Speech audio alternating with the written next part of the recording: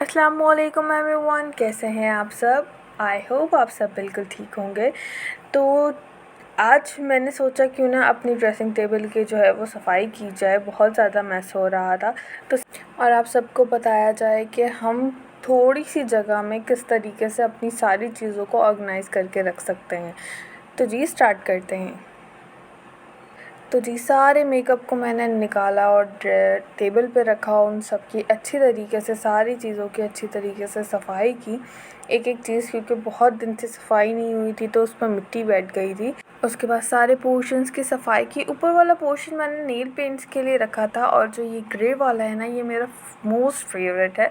मैं मोस्टली इसे यूज़ करती हूँ, कलर बहुत ही नेचुरल है।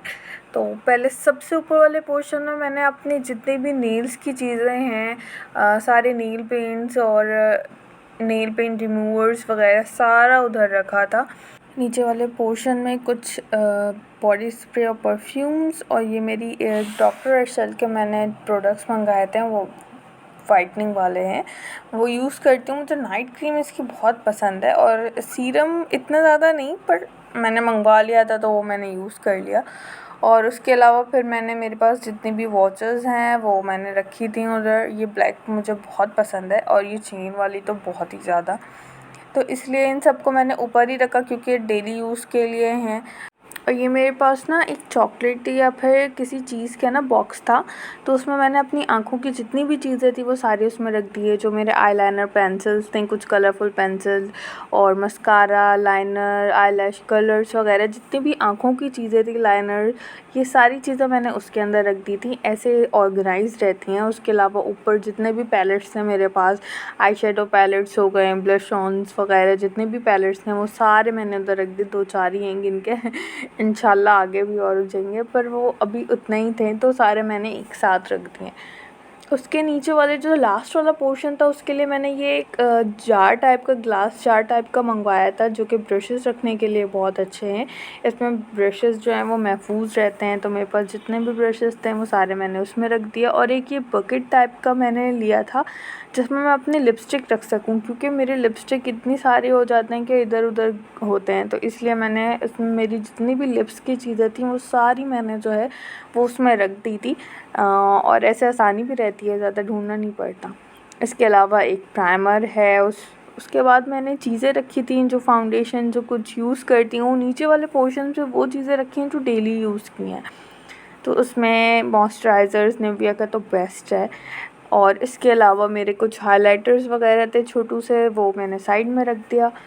और जो है बस यही सारी चीज़ें थी। मुझे लिपस्टिक रखने थे तो वो मुझे समझ में नहीं आ रहा था कि मैं किस तरीके से रखूँ, उनकी सेटिंग किस तरीके से करूँ। तो लास्टली मुझे ये समझ में आया, क्योंकि फाउंडेशन तो डेली यूज़ करना होता है, तो इसलिए फिर मुझे समझ में बिल्कुल भी नहीं आ रहा था कि क्या करना चाहिए। तो आगे पीछे कर रही थी मैं। तो फिर मुझे ये याद आया कि यार जो फाउंडेशंस वगैरह उसको निकालने के टाइम पे ये फिर गिर जाएंगे, इसलिए इनको, जो वैसे भी इतने लिपस्टिक यूज़ नहीं होते, तो इनको जो है वो मैंने बैक साइड पे रख दिया। और जो फाउंडेशंस वगैरह थे जो डेली हम यूज़ करते हैं उसको आगे, और वो लिपस्टिक आगे रख दी जो मैं डेली यूज़ करती हूँ। तो फाइनली मैंने सारी चीज़ों को सेट कर दिया था। ऑर्गेनाइज़ कर देने से सारी चीज़ों को, और ये जो ऑर्गेनाइज़र्स हैं छोटे छोटे, इनको ऐसे रख देने से जो है ना वो चीज़ें मिस नहीं होती। तो ये मेरा रिव्यू है। जितने भी नेल पेंट्स वगैरह थे वो सारे ऊपर के पोर्शन में, नीचे के पोर्शन में स्किन केयर प्रोडक्ट्स थी, और इसके अलावा वॉच वगैरह थे मेरे।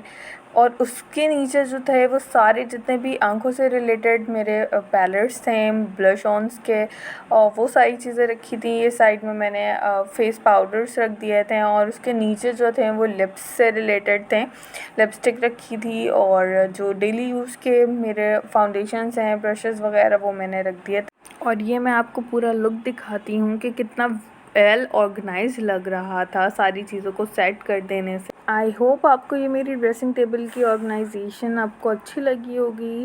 अगर पसंद आया तो चैनल को प्लीज़ सब्सक्राइब करिएगा। Thank you so much.